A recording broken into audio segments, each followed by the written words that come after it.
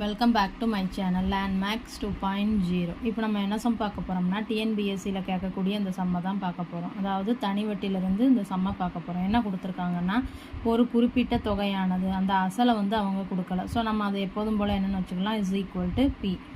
அதுக்கப்புறம் என்ன கொடுத்துருக்காங்கன்னா, அந்த தொகையானது 20% தனி வட்டி விகிதத்தில் ஒரு குறிப்பிட்ட ஆண்டுகள். ஸோ அப்போ நம்ம என்னன்னு தான் வச்சுக்கணும். ஆண்டுகளில் எத்தனை மடங்கு ஆகுதுன்னா 8 மடங்கு ஆகுது அப்படின்னு கொடுத்துருக்காங்க. அதாவது மொத்த தொகை வந்து 8 இன்ட்டு அசல் அப்படின்னு கொடுத்துட்டு என்ன கேட்டிருக்காங்கன்னா, எத்தனை வருடங்களில் அந்த தொகை வந்து 8 மடங்காக மாறுது 20% தனி வட்டி விகிதத்தில் அப்படின்னு கேட்டிருக்காங்க.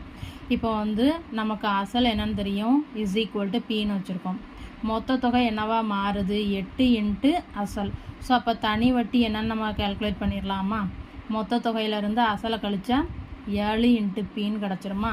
தனி வட்டிக்கு என்ன formula, P into N into R. R வந்து என்னென்னு கொடுத்துருக்காங்க, 20 டிவைடட் பை 100ன்னு எழுதிக்கலாமா? இஸ் ஈக்குவல் டு என்னென்னு கண்டுபிடிச்சிருக்கோம், 7 இன்ட்டு அசல்.